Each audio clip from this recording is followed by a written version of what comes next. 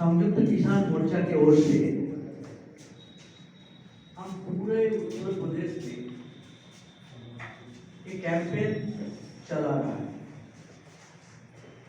वो कैंपेन यही है कि आपको मालूम है कि हमारा 450 से ज्यादा संगठन मिलकर किसान के ऊपर जो हमला हुआ, 3 काला कानून लादा था, तो किसान को गुलाम बनाने का जो साजिश था, उसके खिलाफ हम पूरा देश में एक आंदोलन छेड़ा और वो आंदोलन 13 महीना चला। पहले तो सरकार कोई उठाने के लिए सवाल ही नहीं था। मोदी ने बार बार बोला कानून बहुत अच्छा है, यहाँ इसमें काला किया है, बहुत सफेद है, और किसान समझ गया था इसमें काला किया है।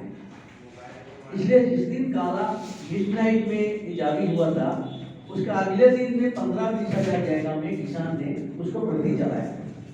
किसान समझ गया था ये कानून लागू होगा तो हमारा देश में किसान आधारित खेती खत्म हो जाएगा और कॉर्पोरेट आधारित खेती चालू हो जाएगा। धीरे धीरे किसान को जमीन छीना जाएगा और अदानी अंबानी जैसा बड़े बड़े कंपनी के पास चल जाएगा। जैसा उस टाइम गांधी में है, अब कैसे हम नहीं है, किसान खत्म कर दिया।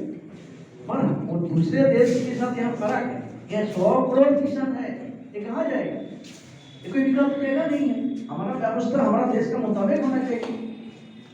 तो इसलिए यहाँ किसान ने समझ गया था ये कानून उसके खिलाफ है, उसके खिलाफ किसान ने लड़ाई लड़ा और तब इकट्ठा हुआ किसान संगठन ने, और करीब 500 के आसपास संगठन इकट्ठा, बहुत बड़ा, शायद आज़ादी का पहले, आज़ादी का बाद, और हिंदुस्तान में नहीं दुनिया में भी इतना संगठन इकट्ठा कभी नहीं, क्योंकि सब संगठन समझाता है किसान के लिए मौत का परवाना है, इसको रोकना। इसी दृष्टिकोण से संयुक्त किसान मोर्चा बना और वो किसान मोर्चा ने इस आंदोलन को आह्वान किया, किसान को दिल्ली चलो। मगर मोदी ने ऐलान किया हम तो दिल्ली घुसने नहीं देंगे, जैसा हम दुश्मन है, अन्नदाता है, हम दुश्मन है। तो हम लोग बोला ठीक है हम चलेंगे दिल्ली, और जहाँ रोकेंगे हम बैठ जाएंगे, हम तो लड़ाई करने नहीं आए, मारपीट करने नहीं आए। तो जब रोक दिया हम रास्ते में बैठ गए।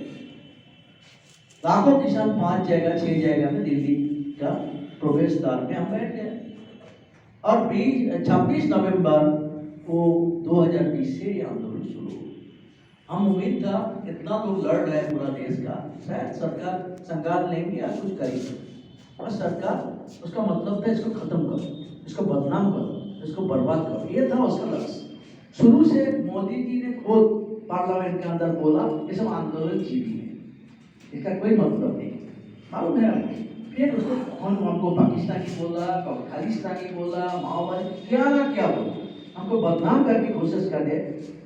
26 जनवरी अपना दलाल भेज के, कुछ सरकारी दलाल, वो राष्ट्रध्वज का अपमान किया, वो हमारा ऊपर थोप के हमको बदनाम करने की कोशिश किया, ये भी साफ हो गया कि सरकार का बात काम था।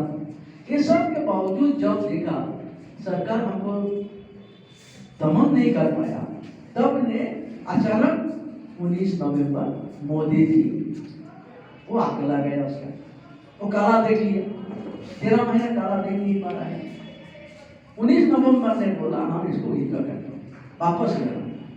ये भी भारत के इतिहास में कानून बना के पार्लियामेंट में फिर वापस लेना, पार्लियामेंट में वापस लेना, राष्ट्रपति का सिग्नेचर हो गया था, फिर दोबारा काट के दोबारा सिग्नेचर करना, ये भारत का इतिहास में कभी नहीं। तो किसान ने देखा दिया कि उसके खिलाफ जुल्म होगा तो कैसे होगा, किसान लड़ा और आखिर में कानून वापस, मगर वापस लेने के बाद हमारा और किसको मांगे थे, 3 काला कानून तो खतरनाक था ही, और बाकी जो सबसे बड़ा समस्या किसान का है फसल का दाम नहीं मिलता, सिंधु प्लस 50% नहीं मिलता, इसलिए उसका करना। आज भी पूछा उत्तर प्रदेश में काल, आज यहाँ 1100 साढ़े 1100 धान का क्विंटल मिलता है, जबकि सरकार 1940 दाम तय करता है सीएससी।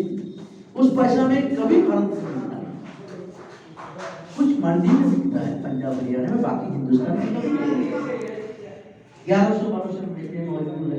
इसलिए किसान बर्बाद हो रहा है, खेती घाटे का सौदा हो गया, इसके वजह से किसान का दुख है लड़ाई।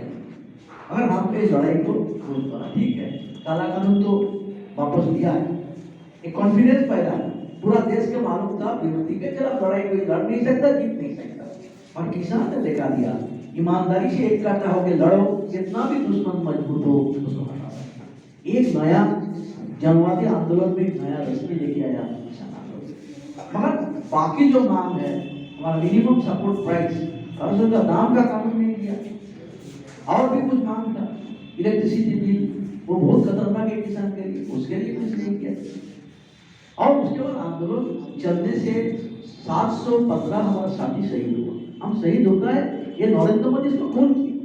7 महीना पहले बातचीत हो जाता, कोई नहीं पड़ता। 0 डिग्री में बैठे रहे, 45 डिग्री में बैठे रहे, कितना तकलीफ था आंदोलन में। मगर फिर भी बात हुआ था इसको परिवार को कुछ पैसा देंगे, सरकार क्षतिपूर्ति करेगी, ये सब हुआ। और हमारा करीब 46,000 साथी के खिलाफ झूठे मुकदमा, हम सबके खिलाफ झूठे मुकदमा, वो मुकदमा वापस लेंगे। ये भी क्या है, बिजली बिल के बारे में हमारे साथ चर्चा करेंगे, ये भी है। तो 9 दिसंबर 19 नवंबर नरेंद्र मोदी ने कानून वापस लिया था, और 9 दिसंबर जो एग्रीकल्चर सेक्रेटरी है वो हमको लिखित रूप में दिया कि भाई ये काम आप करें।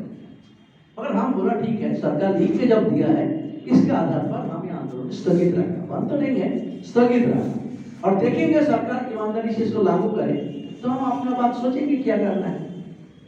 मगर हम 1 महीना हो गया जब देखा सरकार कुछ नहीं कर रहा है, तो हमारा एसकेएम का मीटिंग हुआ 15 जनवरी, 1 महीना बाद। वहाँ हम बोला कि सरकार हमारे साथ गद्दारी किया, वादा पूरा नहीं किया, इसलिए हम लोग 31 जनवरी पूरा देश में किसान गद्दारी विरोधी दिवस मनाए, पूरा देश में। सरकार हमारे साथ वादा किया, गद्दारी किया, वो पूरा देश में हो।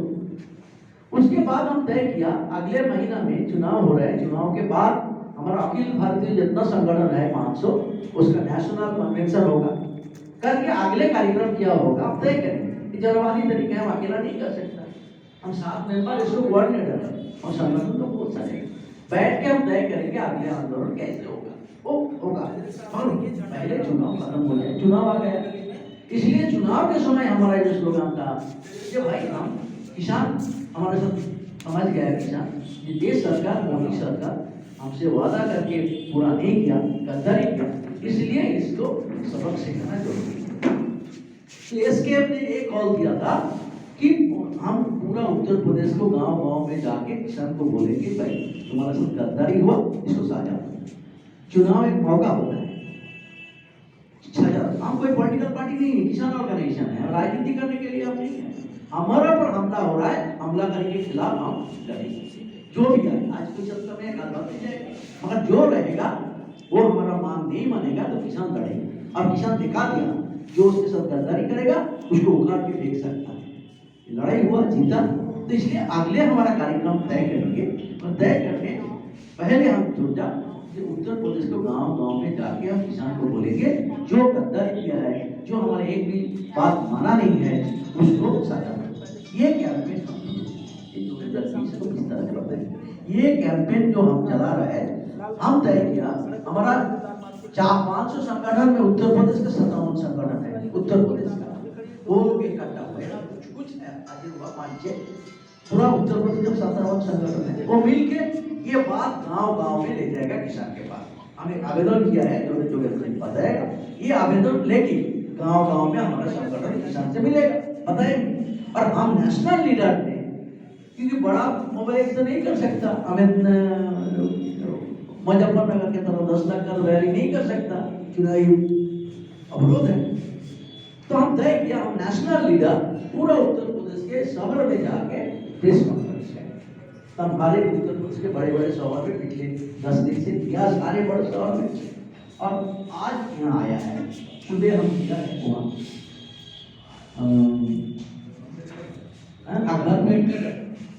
और आज आपका भी है।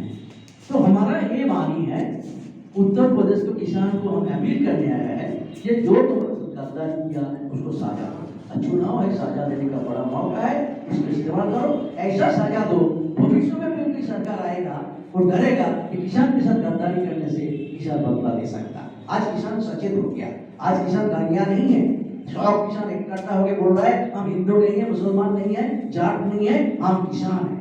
आज इज्जत के साथ किसान शाम उसका बेटा स्कूल में जाता पीछे बैठता है, किसान का बेटा, आज उसका बेटा बोलता है मेरा बाप किसान है।